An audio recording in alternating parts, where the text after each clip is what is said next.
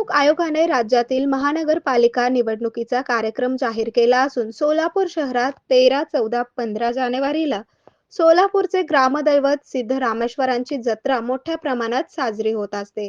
या जत्रेच्या अनुषंगाने सोलापूर महानगरपालिकेची निवडणूक 2 दिवस पुढे ढकलण्यात यावी अशी मागणी छत्रपती ब्रिगेडच्या वतीने निवडणूक आयोग महाराष्ट्र यांच्याकडे ईमेलद्वारे व जिल्हाधिकारी यांच्या मार्फत करण्यात आली आहे.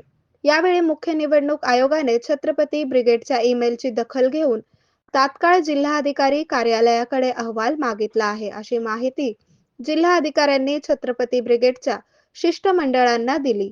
महाराष्ट्रातील 29 महापालिकांच्या निवडणुकीचा कार्यक्रम निवडणूक आयोग जाहीर करण्यात आला आहे, पण 13, 14 व 15 जानेवारी दरम्यान श्री सिद्धेश्वर महाराज जत्रा संपन्न होत असते.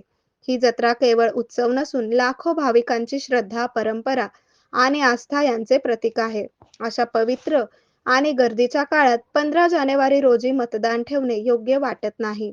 जत्रा चालू असल्यामुळे अनेक नागरिक जत्रा व्यवस्थेत व्यस्त असतात. यामुळे मतदानाचा टक्का कमी होण्याची शक्यता नाकारता येत नाही.